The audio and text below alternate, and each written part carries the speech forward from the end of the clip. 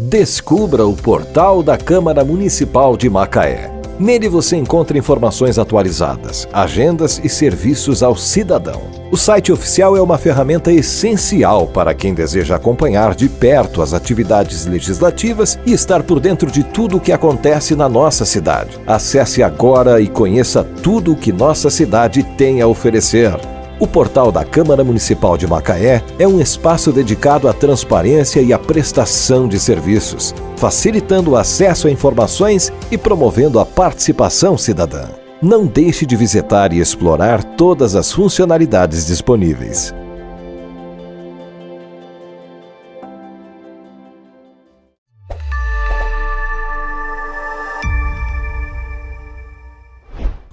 Olá, muito bom estar com você mais uma vez no nosso podcast Nossa Macaé, momento em que conversamos com profissionais, com especialistas das mais diversas áreas de atuação na cidade de Macaé e que prestam serviços importantes, interessantes, que eu acredito muito que vale a pena você conhecer. É o caso da doutora Elizabeth Williams. Ela é fonoaudióloga, pós-graduada em audiologia educacional e vem falar com a gente hoje sobre, desvendar um pouco sobre a fonoaudiologia, essa ciência que é muito, eu não diria deturpada, mas que tem um entendimento às vezes um pouco equivocado, né, sobre, por parte das pessoas.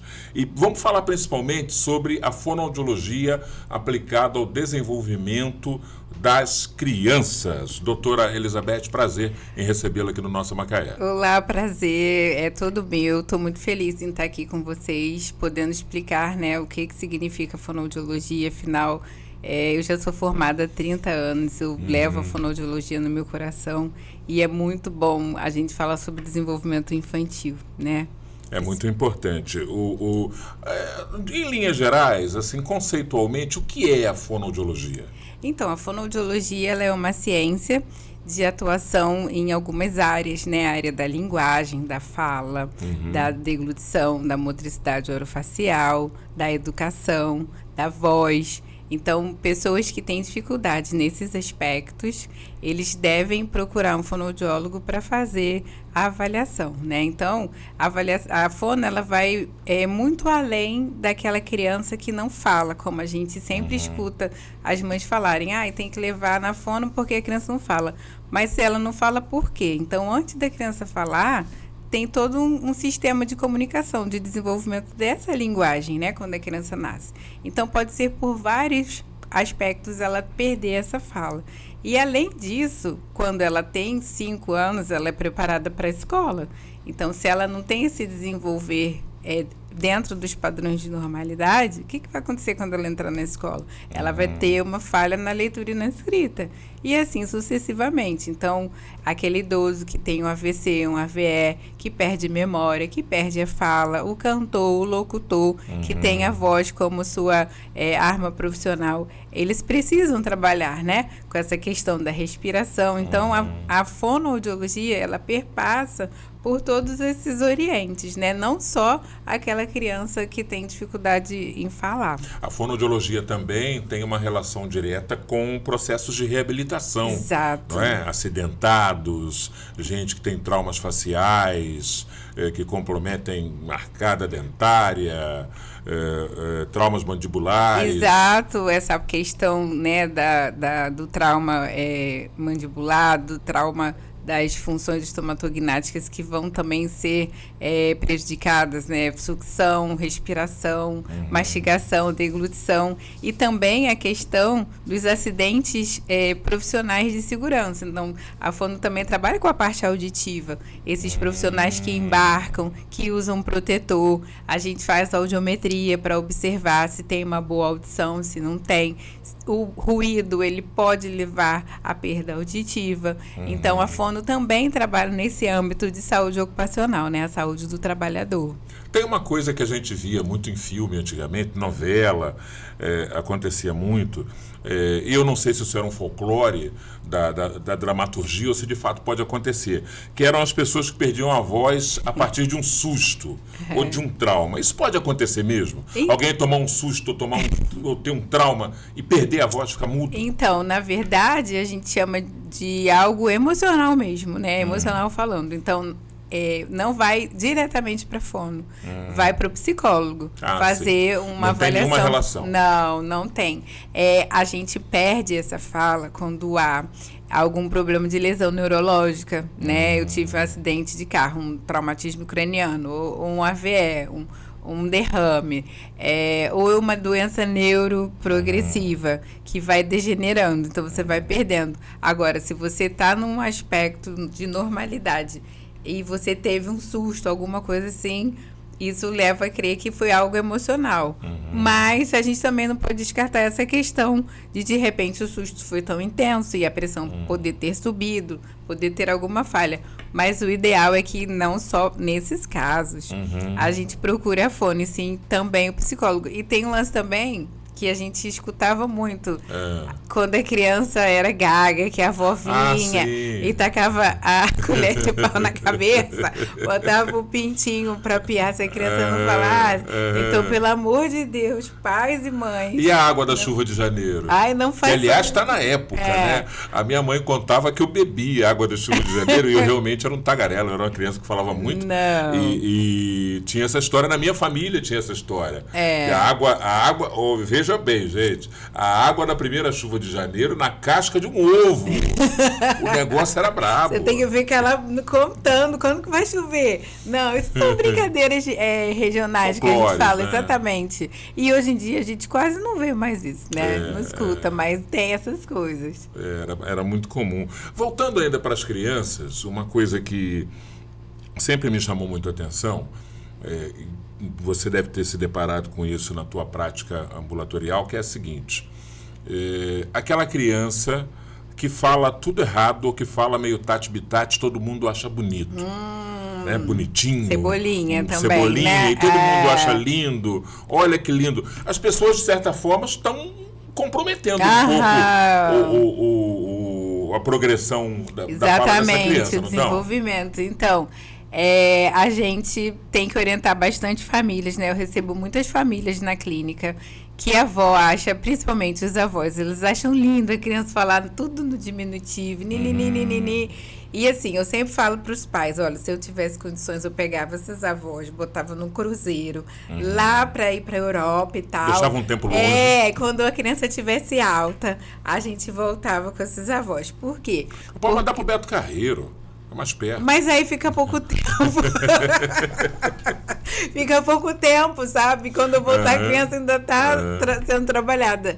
Então, não pode, não é vamos papar, né? Vamos comer. Isso. Vamos dar banho na criança. Onde você está lavando? Está lavando o bumbum, a perna, o olho, o nariz, a mão. Então, tem palavras que a família cria, que só a família sabe. Então, a criança fica trabalhando com aquela palavra, mas ela está num mundo, né, inclusivo. E ela chega na escola, começa a falar daquele jeito, ninguém entende nada que ela está falando.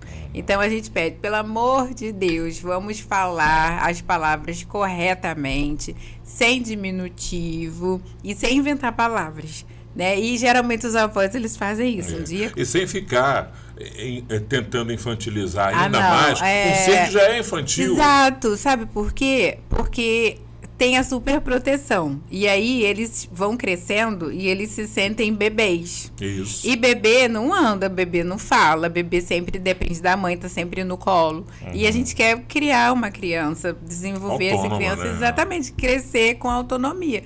Então eu falo, não pode fazer isso porque ela vai se ver sempre um bebê. E para desenvolver essa comunicação vai ser muito difícil. A mesma questão de crianças que dormem com os pais. A gente recebe inúmeras crianças que dormem com os pais. E para tirar dali é um problema. Nossa, é muito difícil. A gente orienta a ficar 3, 4 dias, vai para o quarto da criança, se muda para lá, fala que, nossa, hoje a gente vai dormir aqui, porque aqui é o melhor quarto que tem. da casa, é o quarto mais bonito, mais lindo. Então fica lá, a criança dormiu, vai o pai e a mãe, até porque o pai e a mãe tem que ter uma privacidade, e aí isso às vezes estraga até um relacionamento do casal. Então, 3, 4 dias, os pais tendo essa paciência, eles conseguem fazer com que no 4º, 5º dia a criança já se sinta protegida lá no quarto deles e fique sozinha.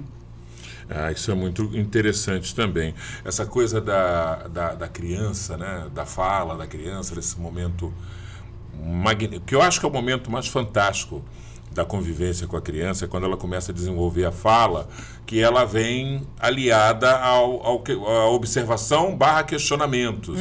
Então, o que é, porque... A fase do porquê. Do porquê, o que é isso, e pergunta. Eu acho muito legal. Acho muito legal. Isso a gente já vê por Piaget, né? Que ele fala que tem um período crítico do desenvolvimento da linguagem, que é quando a criança... ela começa com 2 anos de idade, então é o boom.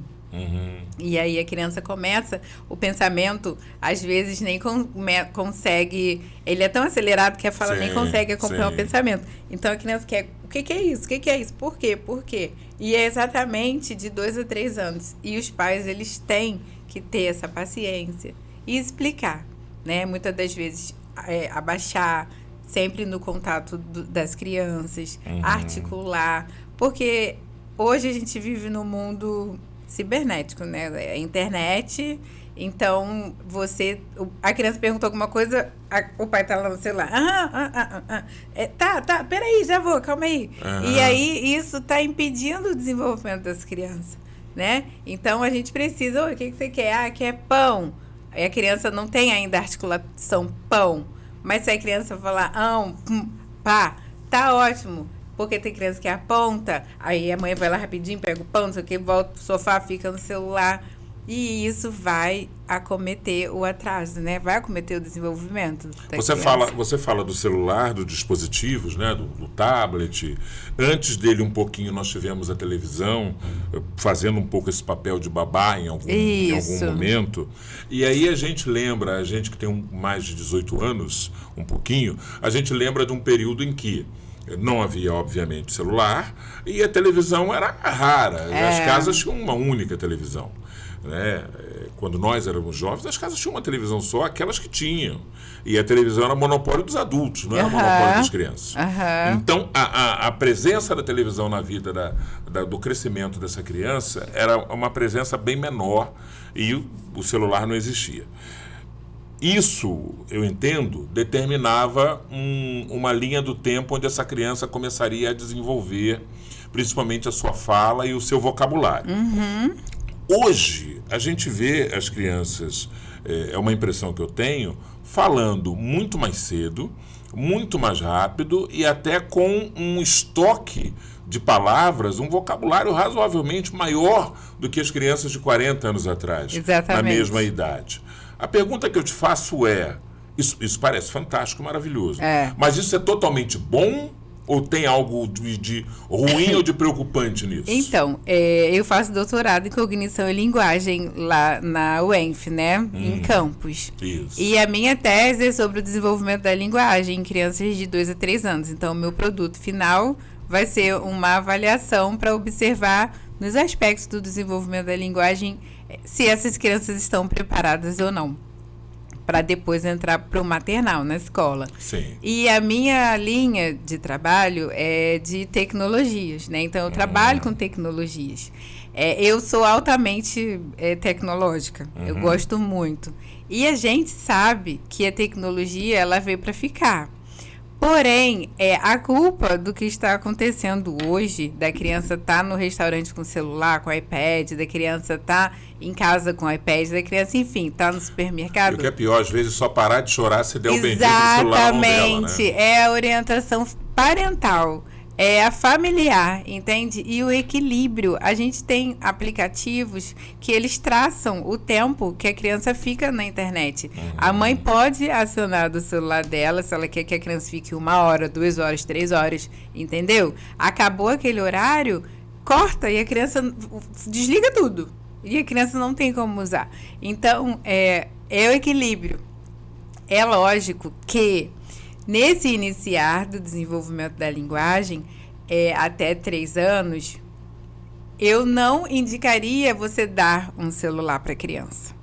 Por quê? Para você dar um celular, você precisa estar junto com a criança, né? Você precisa trabalhar com a criança, com aquele celular, em jogos educativos. Certo. Agora, você largar o celular na mão da criança e nada, isso não vai ser benéfico. Uhum. E uma coisa também que a gente vê lá no doutorado é a questão da luz, da iluminação do celular. Antes, a gente tinha idosos com 90, 80 anos que não usavam óculos. Hoje, as crianças com 4, 5 anos, elas já têm alteração na retina por conta da luz, né? Que o celular ele tem uma iluminação que você tende a forçar a sua visão. Isso. Então, ainda mais sobre esse fator, entende? Então, tudo tem um tempo. E tem também uma questão do equilíbrio. É só os pais saberem dosar a utilização da tela. Hoje eu botei na minha rede, né, no Instagram, 4 sinais de crianças que tinham vício de telas. Crianças impulsivas, crianças irritadas, crianças que não dormiam bem, que tinham o sono alterado, e crianças que não tinham interesse por brincar com outras coisas, somente com telas. Então, esses são os sinais iniciais. A tela pode fazer com que a criança desenvolva um certo isolamento social. Exatamente. Ainda que em meio aos demais, Exatamente. ele se auto-isola ali. E é muito triste porque a gente está falando de crianças, mas as pessoas, os adultos hoje, você vê a privação social, né? Casais fora, em restaurante, assim, não tem mais uma comunicação verbal, vamos dizer, né? Eu tô aqui com o meu marido, ele tá com o celular, eu tô com o meu celular, a gente sai, tá com o celular, entendeu? Então, isso também é muito ruim. É muito estranho, né? É muito estranho. Alguém pode, de repente, falar assim, não, mas é um modelo, um arranjo dos novos tempos. Mas é uma escolha, acima de tudo. Não é? É uma escolha e até certo ponto também uma ausência de uma consciência. Exato. E assim, é bem ruim porque a gente conversa com os pais sobre essa situação, né? Das telas em casa. E aí a gente fala assim, ó, vocês não podem, vai ter que diminuir, não sei o que lá e tal. Aí fala, mas tá viciado, não sei o que lá, porque realmente é um vício. Sim. Aí eu falo, mas você tá largando o celular? Porque às vezes o pai quer que a criança largue, mas o pai continua com o celular. Isso. A mãe continua com o celular. E aí, não, porque tem que largar. A criança tem que largar, tem que obedecer. E aí eu falo, mas você também largou? Você leu um livro pro seu filho antes dele dormir? Você conversou à mesa quando vai jantar, almoçar? Né? Porque não adianta você querer que ele faça, porque os pais são o modelo das crianças, né?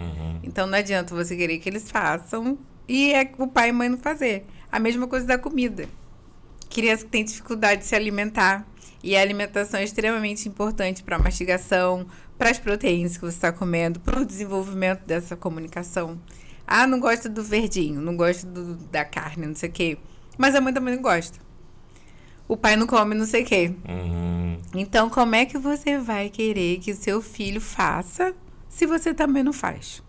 Né? E aí a gente tem que orientar essa família sobre esse sentido também. Às vezes não é difícil você atender criança, não. Às vezes é difícil. Lidar com os pais. Os pais. Deve ser muito complicado, realmente. Vamos falar um pouco das crianças que demandam uma atenção especial em função de algumas síndromes, como é o caso, por exemplo, do autismo. Né? Como é que é um trabalho de reabilitação com uma criança autista? Sempre a gente considerando o fato de que o autismo tem graus diferentes. Isso. Ele é uma escala bastante ele extensa, tem 3 níveis. E assim, o autismo nada mais é do que uma dificuldade na interação social. Né? Então a gente precisa quebrar esse paradigma de que é um bicho de 7 cabeças. É lógico que a gente gera 9 meses. Nenhuma mãe quer ter nenhuma criança com nenhum problema. Né? Então, você ter uma criança com alguma alteração na audição, na comunicação, no cognitivo, na relação social, física, é claro que isso é desgastante inicialmente.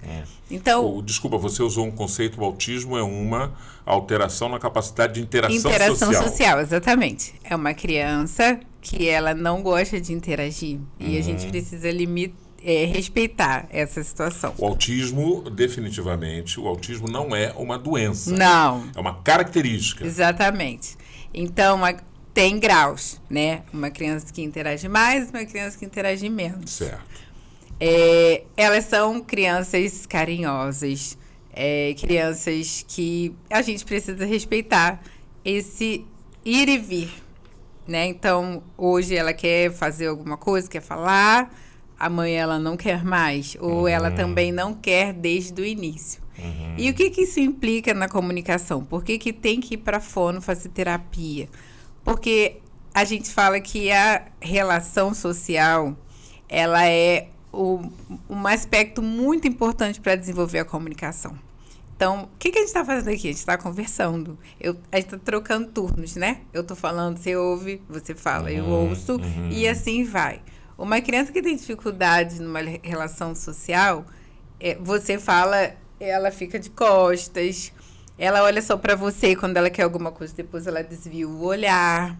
Então, ela às vezes quer se comunicar, mas ela tem dificuldade. Então, ela fica irritada, ela pode ter comportamentos que são comportamentos que alteram essa socialização. E aí, você precisa trabalhar essa questão. E a relação interpessoal e pessoal, ela é extremamente para desenvolver a comunicação. Então, como que uma criança, quando nasce, que já vem com essa dificuldade, ninguém desenvolve autismo, tá, gente? Ninguém pega alguma coisa que vai ficar autista, tá? Isso não é uma gripe. Não, a criança já nasce com essa alteração. A gente ainda está observando as causas, né? Que ainda não tem uma causa, né? Não tem uma causa genética, uma causa hereditária. A gente observa algumas coisinhas, mas ainda não tem como bater o martelo. Então, ela nasce e você observa. Lá nos Estados Unidos, as crianças já são diagnosticadas com 12 meses. Por quê?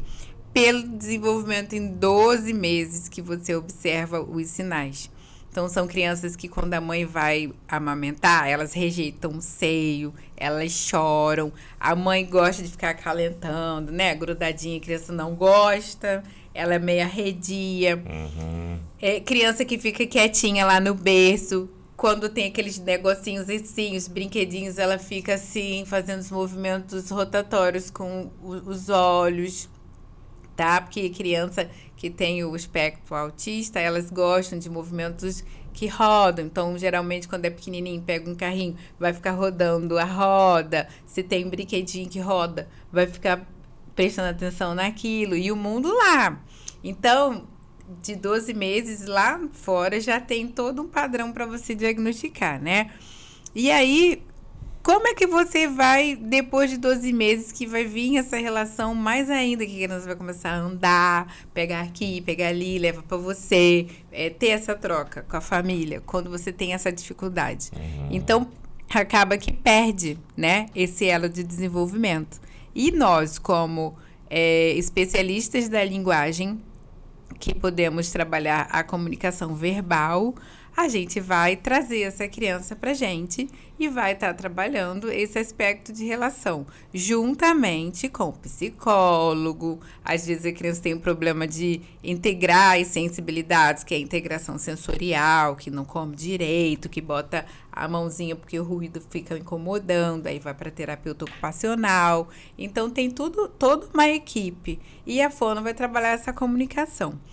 Só que dependendo do grau, muitas das vezes a criança não vem só acompanhada com essa dificuldade de relação social, vem acompanhada também com um desajuste articulatório, de planejamento, de organização, de ordem central. Então a criança, ela quer organizar, planejar e falar e ela não consegue. Então a fono vai trabalhar esse sentido porque muitas das vezes a gente não consegue trazer uma fala. E aí a gente tem como trabalhar com comunicação aumentativa e alternativa, através de pranchas. E ainda mais crianças que, além também do autismo, podem vir agitadas, né? Com comorbidades de TDAH, de transtorno do déficit de atenção e hiperatividade. Aquelas que não se fixam em nada, não se São detêm em extremamente nada, né? agitadas. Que tem os graus também. Certo. E, além disso, pode vir também com um rebaixamento cognitivo, uma deficiência intelectual. Então, vai ter dificuldade para ser alfabetizado, vai ter dificuldade para estar num convívio social no que se tange à aprendizagem escolar, sabe? É a dislexia. Exatamente. Né? A dislexia é um transtorno só da leitura. Mas a gente não pode dizer que essas comorbidades tenham dislexia, que a dislexia ela vem sozinha. Tá? Então, a gente não pode dizer, o autista tem uma dislexia. Não, o autista ele tem características iguais à da dislexia, né? Na leitura, na interpretação de texto, mas o disléxico, ele é um indivíduo que ele nasceu todo bonitinho, desenvolveu a linguagem e a gente só vai detectar essa dislexia após a alfabetização, com 8 anos, 11 meses e 29 dias. Então, uma criança com dislexia só pode ser diagnosticado nessa idade. Daí. Exatamente. Tom Cruise é disléxico.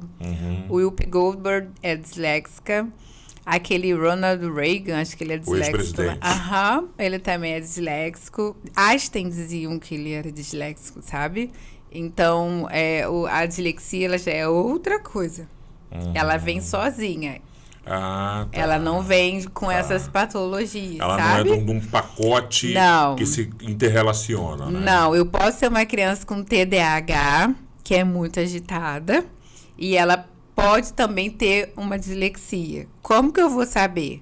Existem crianças que têm TDAH e não têm dificuldade na leitura e na escrita, né? Passam direitinho na escola. Às vezes, com falta de atenção, fica sempre na média, mas não tem dificuldade de interpretar texto, nem na leitura. Outras têm. Então, a gente pode fazer a avaliação para observar se, além do TDAH, essa criança também tem dislexia. Entendeu? Queria saber uma coisa da doutora Elizabeth, doutora Beth, pode-se dizer assim, a respeito, é uma coisa que eu já vi algumas vezes. Eu falei aqui da criança, né? Que fala errado ali na sua fase mais infantilzinha e todo mundo em torno acha bonito e podem estar colaborando para criar uma situação problemática para a criança no crescimento. Mas e os adultos, as pessoas adultas que têm uma fala infantilizada? Você se depara com alguém adulto que tem um jeito de falar, que tem uma fala, uma construção oratória infantilizada. Então, a gente tem pessoas que nascem, né, e tiveram toda uma construção infantil no seu desenvolvimento.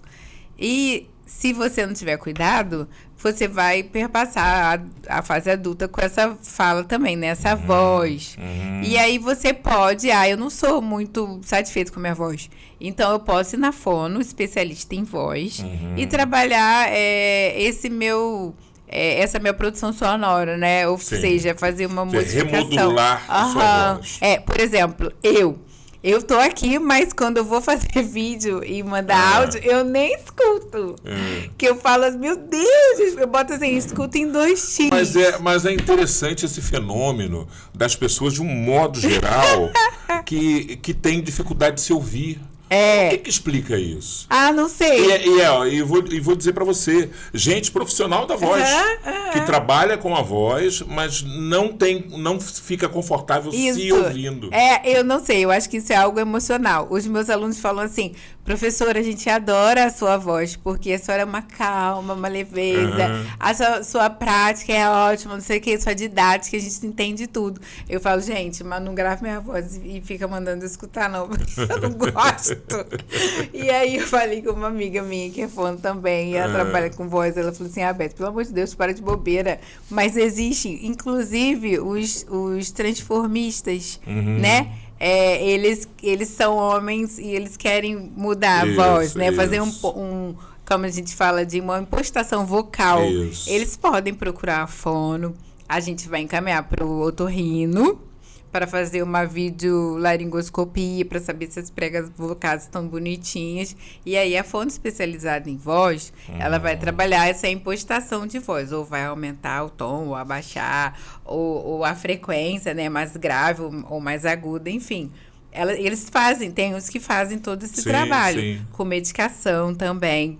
Mas é de suma importância falar que é o otorrino junto com a fono, né? E faz, mas eu não gosto. Mas eu vejo mais uma coisa de emocional, né? Então, tipo assim, eu falo, não me deixa eu escutar essa voz. Mas há pessoas com vozes muito infantilizadas, sim, né? Adultos, Tem. Isso é algo emocional. Também emocional. Sim. Mas tem que ir para uma fono, porque pode ser decorrente de uma medicação. Ou, medicação pode causar isso? Medicação pode causar ansiedades que a gente parece que tem um bolo na garganta, sabe? Que você tem que ficar forçando.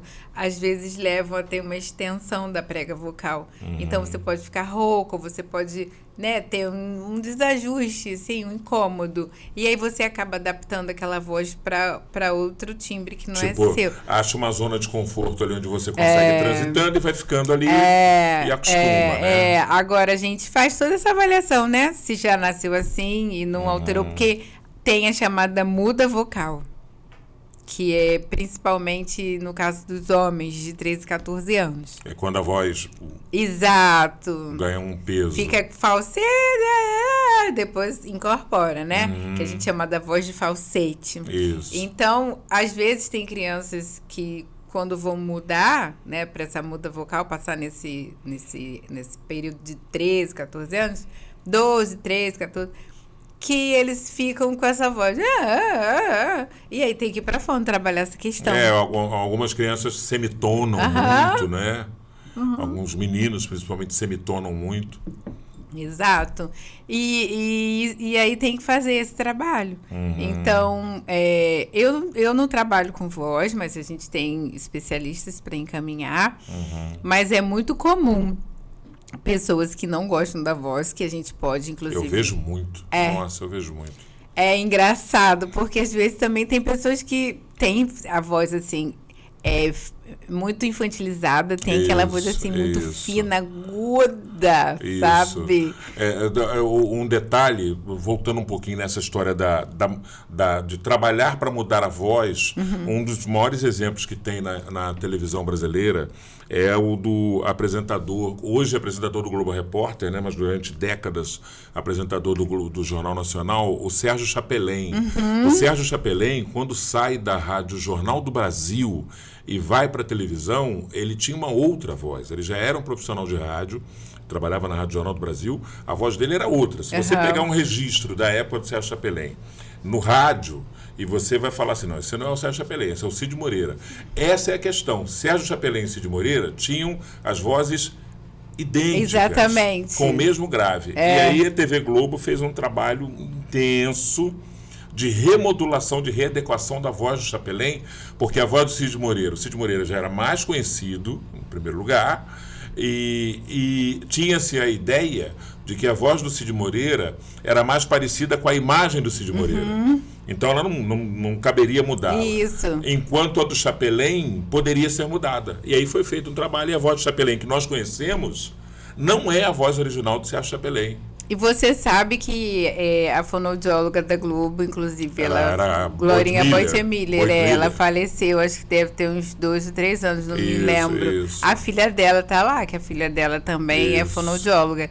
Ela fazia trabalhos fantásticos na Globo, fantásticos. Eu fiz um treinamento em 87, 88, com uma assistente dela, chamada Rose Gonçalves, que trabalhava com ela. Sim. E muito bom, muito... Até hoje, um tempo desse lá, revirando as gavetas, procurando um negócio lá, eu achei uma apostila, né? Que ela preparou muito, muito legal. Ainda falando dessa coisa da voz do se ouvir, e é só uma particularidade aqui, quando eu trabalhei na Faculdade Salesiana, eu trabalhava no curso de jornalismo, e eu tocava lá a parte técnica do estúdio laboratório de rádio, do curso de jornalismo da Salesiana. Isso ali, entre 2011 e 2018. E eu fazia trabalhos com os alunos de jornalismo, publicidade e propaganda. Às vezes a gente fez radionovela, programa de auditório, documentários de áudio, fizemos assim muita coisa bacana. Todos trabalhos internos para avaliação dos professores das disciplinas. E sempre tinha essa questão, os alunos, eu só tive talvez 2 ou 3 alunos que curtiam se ouvir, em 7 anos. A maioria esmagadora não queria, ficavam com vergonha se aumentasse o volume para todo mundo ouvir junto. Não queriam se ouvir. Outros, impressionantemente, depois do material produzido, ficavam impressionados porque não se reconheciam. Que depois da plástica pronta, isso, de tudo acabado, editado e acabado, falavam, gente, mas não parece que sou eu. Tinha a surpresa positiva e a repulsa também, muito da própria voz. Eu acho que é uma questão de aceitação, sabe? Sim. E a gente precisa trabalhar também, isso. Né? Não, a gente também que carrega isso, né? Para a fase adulta. A gente acaba que leva o jovem que não se aceita. Se ele não fizer um trabalho, ele vai ficar um adulto também que não se aceita. É verdade. Então, assim, é mais questão de aceitação. Eu também tenho essa questão, porque quando eu gravo os meus vídeos, eu mando pro editor. Quando ele volta para botar no YouTube, eu fico assistindo. Eu falo, eu tinha que melhorar mais e tal, aqui. Quando tá tudo bonitinho, editado. Mas quando eu falar, eu não vou nem olhar, porque eu sou tão assim, chato comigo, se eu for olhar, eu vou ficar gravando 30 vezes. Tem de tudo, né? Inclusive, tem de tudo. Tem também... Mas eu me aceito, tá? Isso não, é legal. Mas, assim, tem uma coisa também, que até é um termo novo que eu conheci algum tempo atrás, eu não conhecia, fui estudar um pouquinho e ver que a gente sempre tem um pouquinho disso, que é a tal da síndrome do impostor também. Sim, porque a gente quer sempre que seja uma coisa mais elaborada, mais bonita, o pensamento. A gente está sempre referenciado num outro que a gente admira. E aí quando você vai fazer algo igual, você diz assim, mas não tá legal. Isso. Não tá legal pelo parâmetro que você tem do outro. Isso. Né? E o meu social media, ele fala, Beth, para de bobeira, tá ótimo. Aí eu falo, agora então, Farias, eu vou fazer e vou te mandar direto, eu não vou olhar. Você olha, você fala se tá bom, se não, você volta. Quero ver pronto. Pois é, e tem dado certo. Bom, papais, mamães, vovós que queiram conhecer mais o trabalho da Beth, que entendam que a sua criança precisa de uma avaliação, outros profissionais também que porventura ainda não te conheçam e compreendam a importância de ter essa interface também. Essas pessoas te acham onde, em qual rede social, você está onde? Então, eu já vou começar a te seguir para ver teus vídeos. Pode me seguir. A gente tem Instagram, né? Beth Williams Fono. E o YouTube também, Beth Williams Fono. Então, B-E-T-H Williams, W-I-L-L-I-A-M de mamãe, S de sapo. Isso, é Williams em inglês. Exato. Que tem um M. Isso, meu pai é inglês. Isso. Então, é por isso que é Williams com M-S no final, né? Aí pode me seguir lá. E tem também a clínica da gente aqui em Betiba, no Petro Office, que aí tem o contato... É o 22 99906 7743. E tem uma filial no shopping de Rio das Ostras. Legal. Então a gente tem no shopping novo. Exato. No terceiro andar, o shopping novo de Rio das Ostras. Pode pegar o mesmo telefone, 999 999067743, tá? Arroba Beth Williams. TH mudo, Beth Williams, Fono. Isso, arroba Beth Williams Fono. No Instagram. Exato. Beth, muito bom falar contigo, te conhecer, né? Eu já te conhecia de vista, mas não te conhecia pessoalmente. Foi você que ajudou na articulação vocal da Kine? Sim. Para ela ter aquela voz clara? Na verdade... Bem articuladona? Isso, na verdade eu comecei um trabalho, né, de voz com ela, com meu cunhado Jaci, tem muitos anos atrás. Eles têm uma voz assim, nossa, fantástica. Naturalmente muito boa, né? Exato. E agora elas estão com outra fono. Eles estão com outra fono, com a Catarina, que também é espetacular, trabalha essa parte vocal Porque a Catarina ela é mais centrada, né? Em voz, né? Exato. Então, eu trabalho mais com desenvolvimento infantil. E aquela coisa da família também, né? Que não dá muito certo. Porque Kine faz assim. Kine não, assim. Não, Kine não. Deixa eu só conceituar aqui. A gente fala como piada interna. Isso. A Beth é tia da Kine, que era Kine Williams. Né? Hoje ela usa apenas Kine. Exato. Né? Usa apenas Kine, estrela. Exato. Programas de televisão, tem um reality vindo aí, né? Isso, vem aí a abertura do carnaval também. Hoje eu almocei com ela falou que tá meio assim, mudar o nome do bloco, mas eu também não posso falar. Ela tem um bloco. O bloco do carnaval. Vai para um reality show no canal I, se no não me meio falha a do memória, ano, no meio do isso. ano. Enfim, estrelaça de ela Macaé. É ótima, e que é sobrinha da Beth. É, minha sobrinha e tia Beth é bem tia coruja, sabe? Vai aos shows, fica lá na frente. Aí quando passa aquele filme, chora. Aí ela lá de cima, tia, não precisa chorar não, mãe. Tá me batendo de vergonha. Beth, prazer conversar contigo, muito te conhecer. Obrigada. E convite já fica feito para uma próxima oportunidade para a gente falar um pouco mais sobre a fonoaudiologia e principalmente sobre essas variações a partir da ciência da fonoaudiologia. Eu estou aberta aqui com vocês têm meu contato. Muito obrigada pela participação. Eu fico muito feliz porque eu trabalho com a fonoaudiologia. Eu costumo falar que eu não sei fazer nada, gente. Mas me dá umas crianças que eu viro elas de cabeça para baixo. Elas saem bonitinhas, tá? Então, a fonoaudiologia é meu apreço, meu carinho. E eu estou sempre aberta. Quando vocês precisarem para falar de fono, pode entrar em contato comigo. Tá legal. E a nossa Macaé também sempre de portas abertas, tá bom? Muito obrigada. Gente, é isso aí. Esse é o Nossa Macaé. A gente fala com gente que faz trabalhos significativos, importantes na cidade de Macaé, trabalhos que merecem elogios e todos os aplausos, como é o caso da doutora Beth Williams. Temos um encontro marcado na nossa próxima edição. Eu lembro, já ia esquecendo, se você não é assinante, assine esse canal, compartilhe com os amigos, acione lá o botão do joinha, que é para o YouTube entregar esse conteúdo para mais pessoas e com isso a gente poder ir chegando para um público cada vez maior. Conto com a sua audiência, encontro marcado na nossa próxima edição. Um forte abraço e até lá!